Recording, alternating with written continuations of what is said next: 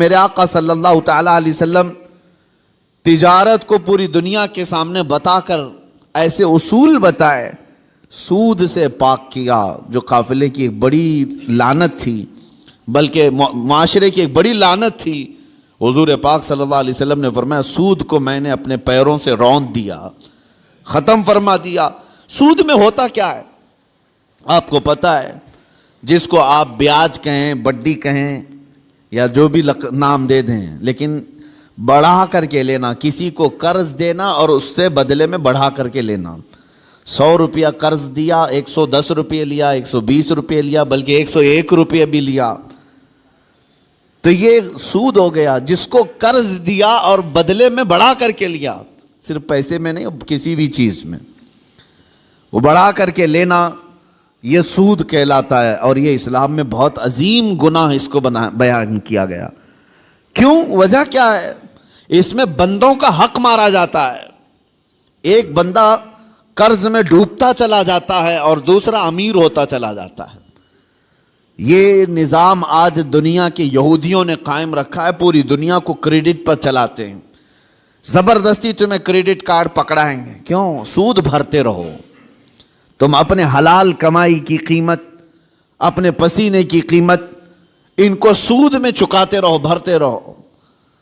لوگوں کو احساس بھی نہیں ہوتا۔ یہ دنیا اس عظیم لعنت میں تمہیں لے کر کے جا رہی ہے۔ میرے آقا صلی اللہ تعالیٰ علیہ وسلم نے ارشاد فرمایا جس نے سود کا ایک لقمہ کھایا اس کا گناہ اتنا بڑا ہے کہ جیسے کہ اس نے خانہ کعبہ کے سامنے اپنی ماں سے زنا کیا، اتنا بڑا اس کا گناہ ہے۔ بلکہ ایک حدیث میں 73 درجے گناہ کے ہیں، سود کھانے والے کے گناہ 73 درجے کے ہیں، 73۔ اس میں سے پہلا درجہ یہ ہے کہ وہ ماں کے ساتھ بدکاری کیا ہو۔ عزیزان گرامی وقار، اس کو اتنا سخت کیوں بیان کیا گیا؟ بندوں کے حقوق مارے نہ جائیں، بندوں کے حق تلف نہ ہوں۔ امانت کے ساتھ جو معاملات ہوتے تھے، آپ دیکھیں وہی چیز آج ہمارے معاشرے سے ختم ہونے لگ گئی ہے۔ آج تمہیں لون لینے کی ضرورت کیوں پیش آنے لگی؟ آج قرض جہاں پر بھی جائیں گے تمہیں بیاج کے ساتھ لینے کی ضرورت کیوں پیش آ رہی؟ اس کی وجہ یہی ہے کہ آپس میں اعتماد اور بھروسہ ختم ہو گیا۔ قرض حسن کون دینے والا ہے آج ایک مسلمان اٹھے اور دوسرے کے پاس جائے اور کہے کہ مجھے 5 لاکھ کی ضرورت ہے، اللہ ماشاء اللہ، کون ہوگا؟ قریب سے قریب ترین دوست بھی منہ پھیر لیتا ہے۔ اس کی وجہ صرف ایک طرفہ نہیں ہے، 2 طرفہ ہے۔ قرض لینے والا اور قرض دینے والا دونوں کے درمیان اعتماد کا رشتہ نہیں ہے۔ کچھ لوگ قرض لیتے ہیں لیکن وہ دینا نہیں چاہتے، یہ بھی بندوں کے حقوق کی پامالی ہے۔ ان کو کیوں دیا جائے قرض؟ لوگ ڈرتے اسی لیے کہ 5 لاکھ دوں کہ 1 لاکھ دوں، یہ تو دینے کا نام ہی نہیں لیتا۔ اور کچھ لوگوں کی لت پڑ جاتی عادت، اس سے بھی مانگا اس سے بھی مانگا اور قرض میں ڈوبتے چلے گئے۔ وہ ایسے بھکاری بن جاتے ہیں کہ ان کے لیے دروازے بند ہو جاتے ہیں۔ حدیث پاک سنو، رسول کریم صلی اللہ علیہ وسلم ارشاد فرماتے ہیں جس نے قرض لیتے وقت یہ سوچا کہ دیکھا جائے گا ادا کرنے کی اس کی نیت نہیں تھی، حضور صلی اللہ تعالیٰ علیہ وسلم فرماتے ہیں اس پر اللہ تعالیٰ زمین کو اور تنگ کر دیتا ہے، اس کے لیے دروازے تنگ ہو جاتے ہیں۔ اور فرماتے ہیں کہ جس نے قرض لیا اور دینے کی نیت تھی اور یہ سوچا کہ میری ناک زمین پر رگڑ جائے لیکن میں اس کا حق دوں گا، حضور فرماتے ہیں اللہ اس کے لیے روز دروازہ کھولتا ہے، اس کے لیے اسباب پیدا کرتا ہے۔ یہاں لینے والے کی دل میں خیال ہی نہیں رہ گیا کہ سامنے والے سے میں نے رقم لیا ہے، بے چینی شروع ہو جانی چاہیے، ہمیں بے قراری شروع ہو جانی چاہیے۔ کسی کا قرض لیا ہے تو نیند اڑ جائے کہ نہیں میرے بھائی کا قرض ہے مجھے واپس دینا ہے۔ لیکن یہاں معاملات ایسے نہیں رہ گئے، جس کی وجہ سے آج دنیا نے تمہیں سود کا عادی بنا دیا۔ اب کون دیتا ہے قرض حسن؟ قرض حسن کا مطلب کیا ہے؟ 1 لاکھ روپے میں آپ کو دیا اور بدلے میں آپ نے بھی 1 ہی لاکھ روپے لوٹایا، یہ قرض حسن اچھا قرض ہے۔ پہلے یہ ہوا کرتا تھا آپس میں مومنوں کے درمیان قرض، لیکن جب لوگوں کے معاملات خراب ہو گئے تو کون دینا چاہتا ہے اور لینے والا بھی آج کل لوٹانا نہیں چاہتا، تو یہ معاملات ختم ہونے لگ گئے۔ اور اس کی وجہ کیا بنی؟ جب اعتماد کا رشتہ ٹوٹ گیا تو تم سود کے کاروبار میں پڑ گئے. اب تمہارے پاس کوئی راستہ نہیں رہ گیا.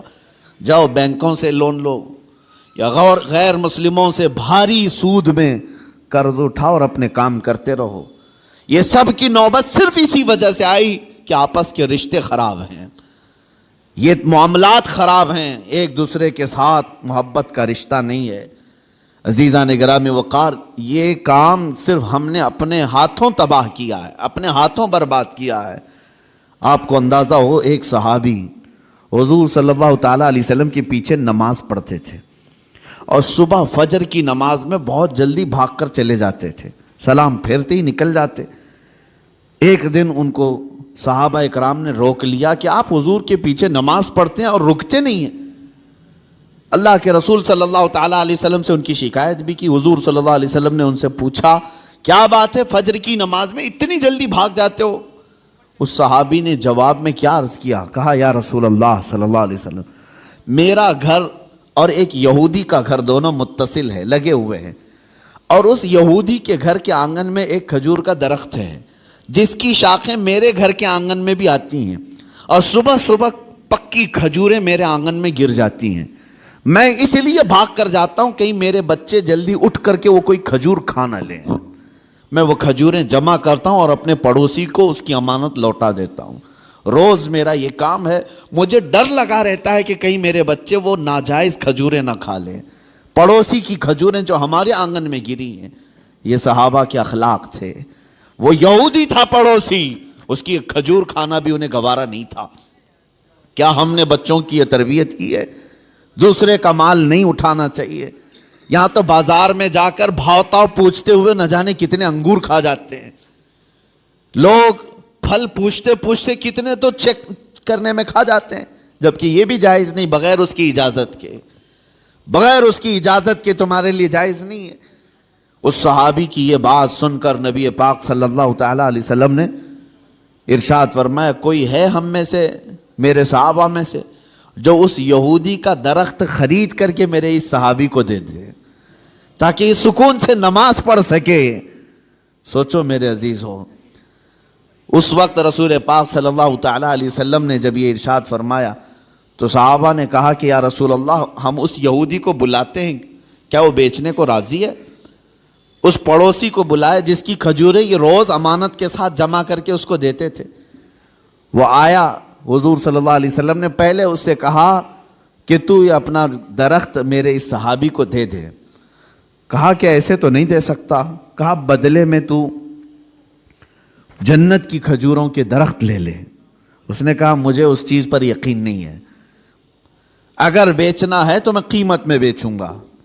جب حضور نے یہ جنت کی بات کی تو صحابہ جو بیٹھے تھے اس میں سے ایک صحابی حضرت ابو دحدہ وہ کھڑے ہوئے. کہا یا رسول اللہ صلی اللہ علیہ وسلم, اس ایک درخت کے بارے میں آپ نے فرمایا ہے کہ جنت کے درخت ملیں گے, کیا یہ میں اگر خرید لوں تو مجھے بھی ملیں گے؟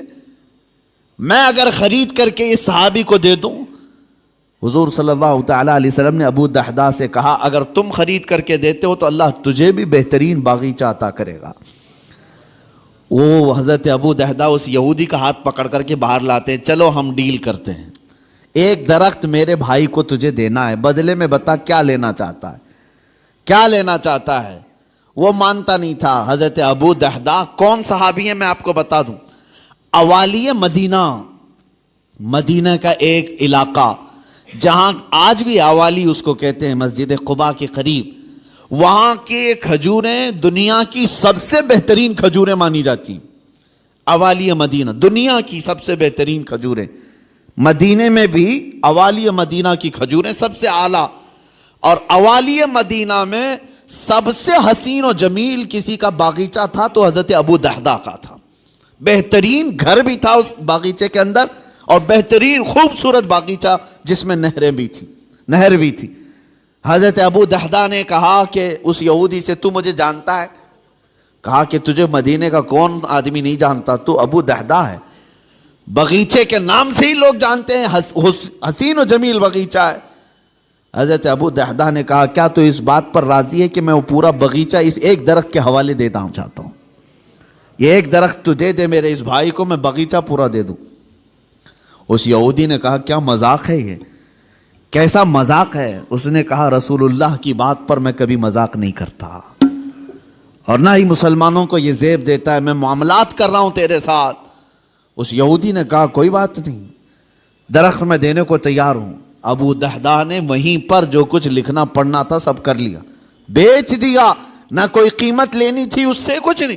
ایک درخت جو یہودی کے آنگن میں تھا بس وہی خریدنا تھا، وہ بھی اکھاڑ کر کے نہیں، وہ درخت تو وہیں رہے گا نا، لیکن ملکیت اس مسلمان کی ہوگی، صحابی کی۔ اس بات پر طے ہوا، باغیچہ بیچ دیا گیا۔ اب حضرت ابو دہدہ اپنے باغیچے کے باہر آئے، سنیے، باہر آئے اور باہر سے اپنی بیوی کو پکارا، یا ام الدہدہ، اپنی بیوی کو زور سے پکارنے لگے۔ تو ان کی بیوی اندر باغیچے کے اندر اپنے حسین و جمیل گھر میں تھی، وہاں سے آواز سن کر کے کہتی ہیں کیا بات ہے کہ تم اندر نہیں آتے، باغیچے کے باہر سے مجھے آواز دے رہے ہو؟ ابو دہدہ نے کہا میں نے باغیچہ بیچ دیا، تو بھی باہر آ جا۔ عورتیں تو عورتیں ہوتی ہیں، لیکن وہ کمال کی عورتیں تھیں۔ وہ باہر نکلی اپنے گھر سے اور کہتی ہیں ابو دہدہ مجھے تمہاری عقل پر پوری زندگی سے زیادہ یقین ہے، یقیناً سودا کیا ہوگا تو بہترین سودا کیا ہوگا، ایسے تو تم اتنا حسین باغیچہ بیچ نہیں سکتے، اگر بیچا ہوگا سودا کیا ہوگا تو بہترین سودا کیا ہوگا۔ وہ گھر سے اسی وقت نکل آئی، ابو دہدہ گھر باغیچے میں بھی نہیں گئے، گھر میں بھی نہیں گئے۔ یہودی سے کہا آج سے تیرا ہے یہ باغیچہ۔ وہ باہر آئی، خاتون پوچھا کتنے میں تم نے یہ باغیچہ بیچا ہے؟ تو حضرت ابو دہدہ نے ہنس کر کے کہا میں نے یہ رسول اللہ کے ہاتھ میں بیچا ہے، جنت کے ایک باغیچے کے حوالے۔ اللہ تبارک و تعالیٰ کے رسول جسے وعدہ کریں وہ جھوٹا نہیں ہوتا۔ ام دہدہ نے ہنس کر کے کہا مجھے میری جان سے زیادہ تمہاری عقل پر یقین تھا، یقیناً تم نے جو سودا کیا وہ دنیا کا سب سے عظیم سودا ہے۔ چلو یہ نہیں ماتم کیا کہ کیسے بیچ دیا، کس کو کس کی باتوں میں آ کر کے کیا کر دیا۔ وہ خاتون بھی صحابیہ تھیں، رسول پاک صلی اللہ علیہ وسلم پر ایمان رکھتی۔ تو باہر آئے یہ دونوں لوگ۔ اب سنیے، وہ یہودی جو ہے رات کو اپنی بیوی کے پاس آتا ہے اور ہنستا ہے۔ مسلمانوں سے بڑا بیوقوف میں نے کسی کو دیکھا نہیں۔ انہوں نے میرے آنگن میں موجود ایک درخت کے بدلے مدینے کا ایک حسین و جمیل باغیچہ میرے ہاتھ میں دے دیا، لیکن یہ بھی تو دیکھو کہ درخت تو وہ ہمارا ہی رہے گا، وہ ہمارے آنگن میں ہے، درخت کو کون اکھاڑے گا، کون نکالے گا؟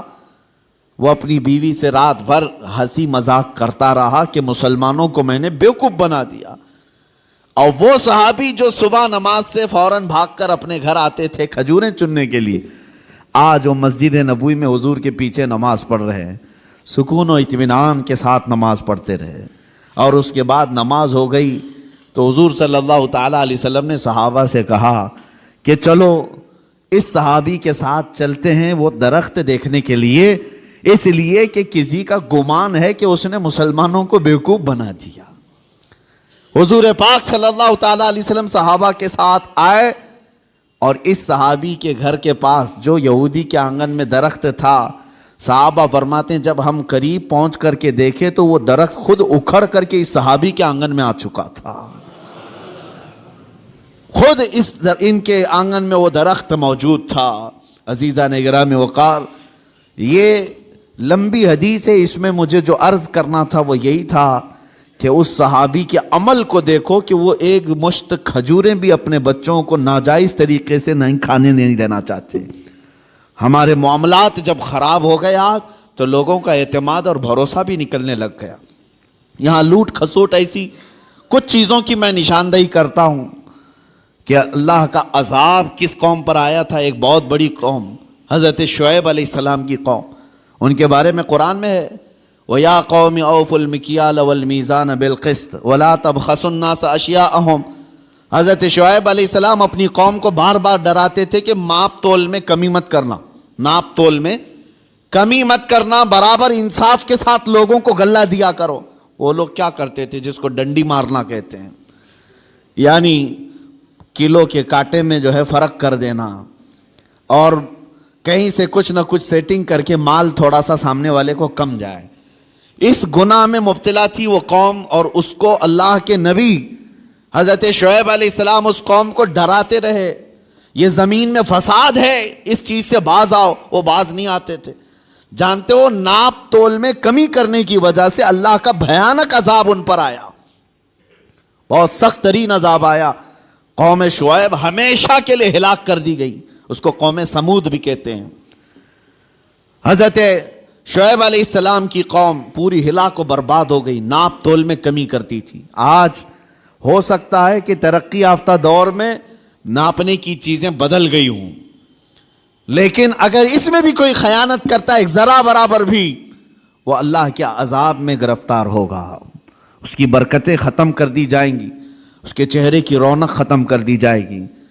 اسی لیے میرے عزیزو، ان معاملات میں پابند ہو جاؤ اور دیکھنا کہ ہمارے معاملات بالکل صحیح ہو جائیں گے۔